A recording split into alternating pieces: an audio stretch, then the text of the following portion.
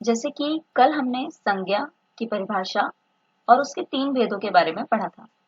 हम जानते हैं कि संज्ञा के 5 भेद हैं: व्यक्तिवाचक संज्ञा, जातिवाचक संज्ञा, भाववाचक संज्ञा, समूहवाचक संज्ञा और द्रव्यवाचक संज्ञा। कल की कक्षा में हमने संज्ञा के 3 भेदों के बारे में बात कर ली थी, उनको समझ लिया था। ऐसा करते हैं, आगे विषय पर बढ़ने से पहले जो 3 भेद हैं उनको एक बार दोहरा लेते हैं। देखिए, पहला भेद था व्यक्तिवाचक संज्ञा, जैसे हमने कहा था कि किसी विशेष व्यक्ति, वस्तु या स्थान का नाम हो।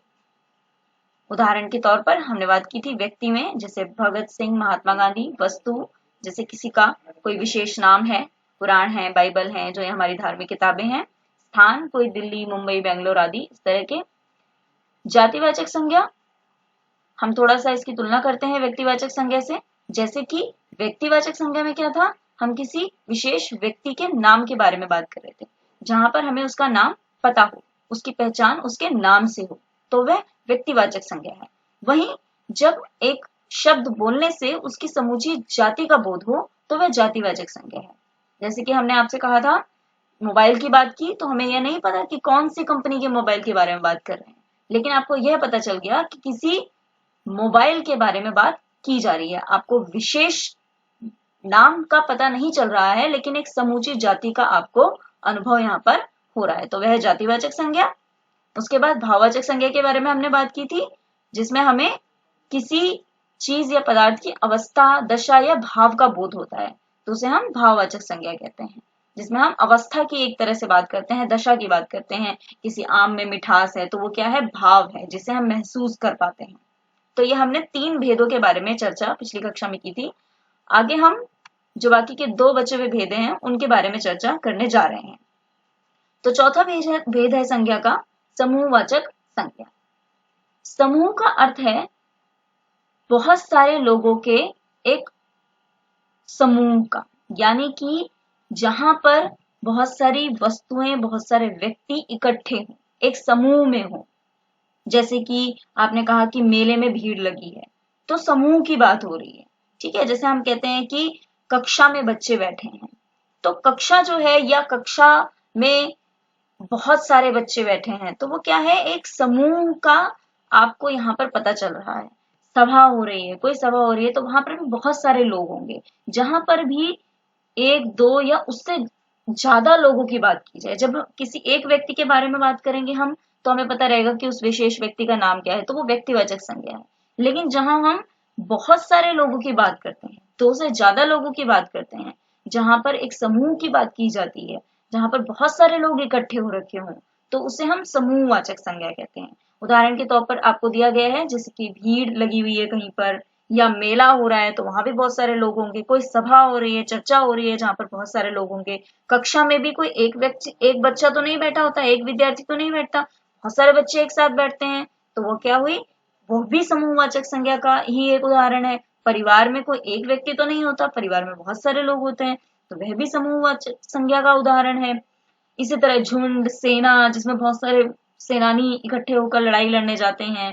गुच्छा है, जैसे हमने बोला अंगूर का गुच्छा, तो अंगूर जो है वह एक रहेगा तो हम उसे गुच्छा नहीं कहेंगे, वह कहेंगे हम एक अंगूर है। लेकिन जब पूरा गुच्छा होता है तो हम उसे कहते हैं अंगूर का गुच्छा।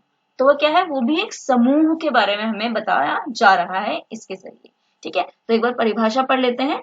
जिन संज्ञा शब्दों से किसी भी व्यक्ति या वस्तु के समूह का बोध होता है, उन शब्दों को समूहवाचक संज्ञा कहते हैं। यहाँ पर आपको किसी भी व्यक्ति, किसी भी वस्तु के समूह का बोध हो रहा है, जहां पर 2 से ज्यादा लोग या 2 से ज्यादा वस्तुएं इकट्ठी रखी गई हैं और वहां पर उनको एक नाम दे दिया गया है। याद रखिए, संज्ञा में नाम बहुत आवश्यक है। यदि नाम नहीं होगा तो वह संज्ञा नहीं कहलाएगी। हमने आपको पहले भी बताया था कि संज्ञा का एक शाब्दिक अर्थ नाम भी है। ठीक है, तो इसे हम कहेंगे समूहवाचक संज्ञा। ठीक है, चलिए आगे बढ़ते हैं। अगला भेद है हमारा द्रव्यवाचक संज्ञा। द्रव्य से हमें पता चल रहा है कि किसी पदार्थ की बात की जा रही है। कैसा पदार्थ, ठोस, तरल, धातु या द्रव्य, जिसका भी आपको बोध हो रहा हो किसी के नाम से, उसे हम द्रव्यवाचक संज्ञा कहेंगे। जैसे देखिए, पानी क्या है, वो तरल चीज है। ठीक है, कोयला है, तेल, घी, लोहा, सोना, चांदी, ये सब क्या है, धातुएं हैं। ठीक है, फल, सब्जी, ये सब चीजें क्या है, आपको किसी न किसी पदार्थ का बोध करा रही हैं। वह ठोस भी हो सकती हैं, तरल भी हो सकती हैं, लेकिन वह आपको एक पदार्थ का बोध करा रही हैं। तो वह क्या कहलाती हैं, द्रव्यवाचक संज्ञा। ठीक है, सोना है, चांदी है, लोहा है, कोयला, पानी, ये सब क्या है, द्रव्य है। ये सब द्रव्य है। तो ये क्या हमें बता रहे हैं, द्रव्यवाचक संज्ञा के बारे में बता रहे हैं। देखिए, एक बार दोबारा से समझ लीजिए ताकि आपको इन सब की तुलना करने में आसानी हो। ठीक है, एक बार हम रिपीट कर लेते हैं। जैसे कि व्यक्तिवाचक संज्ञा हमने कहा, तो वह बहुत आसान है। व्यक्तिवाचक संज्ञा जिसमें हमने कहा कि किसी विशेष व्यक्ति के बारे में बात की गई हो, उसका नाम। ठीक है, मैं आपको उदाहरण के लिए दोबारा से बता देती हूँ। जैसे कि मोहन घर जा रहा है, तो वह क्या है, मोहन एक विशेष व्यक्ति का नाम है। आपको पता चल गया कि मोहन के बारे में बात की जा रही है, तो वह व्यक्तिवाचक संज्ञा हो गई। ठीक है, उसी तरह मैंने कहा लड़का घर जा रहा है, तो वहां पर आपको यह नहीं पता चला कि कौन सा लड़का घर जा रहा है। ठीक है, तो यह आपको एक समूची जाति का बोध करा रहा है, तो क्या हुआ, जातिवाचक संज्ञा। उसी तरह से हमने कहा वह लड़कपन कर रहा है, लड़कपन या उसका जो स्वभाव है वो बचपने वाला स्वभाव है, तो क्या हुआ, वो भाववाचक संज्ञा हुआ। यहाँ पर आपको एक भाव का बोध हो रहा है। उसी तरह से आगे बढ़े तो हम आगे बात करते हैं समूहवाचक संज्ञा की। समूहवाचक जहाँ पे हम बहुत सारे लोग इकट्ठे हो रखे हों या बहुत सारी वस्तुएं इकट्ठी हों, उसके बारे में बात कर रहे हो।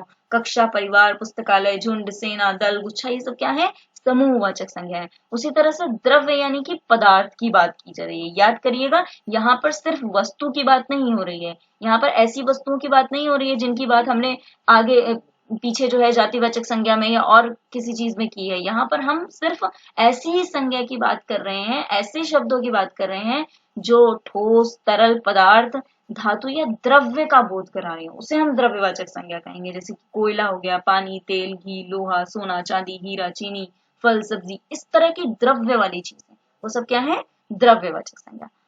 आशा करती हूँ कि आपने सारी संज्ञाओं को समझ लिया होगा, और एक बार आप वीडियो को दोबारा से देखेंगे तो आपको और अच्छे से समझ में आएगा। और याद रखिए कि जितनी भी चीजें लिखी गई हैं उसको आप अपनी कॉपी में साथ साथ नोट जरूर करते रहें। यदि आप नोट करेंगे तो आपके लिए भविष्य में आसानी होगी उसे याद रखने में। अब देखिए, अंत में हम अभ्यास कार्य करेंगे, या आप स्वयं करने की कोशिश करें।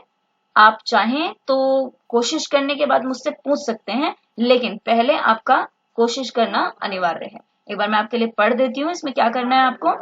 निम्नलिखित वाक्यों में संज्ञा शब्द पहचानें तथा उसके भेद का नाम लिखें। देखिए, मैं आपके लिए पहला आपको बता देती हूँ आपके लिए कैसे करना है आपको। ठीक है, जैसे पहला है, दिल्ली देश की राजधानी है। तो दिल्ली क्या है, एक स्थान का नाम है, एक विशेष स्थान का नाम है। ठीक है, और देश क्या है, बिल्कुल, देश जो है उसका नाम नहीं दिया गया है। तो देश तो बहुत सारे होते हैं, तो देश क्या हुआ, वह हुआ जातिवाचक संज्ञा। और दिल्ली क्या हुआ, दिल्ली हुआ व्यक्तिवाचक संज्ञा।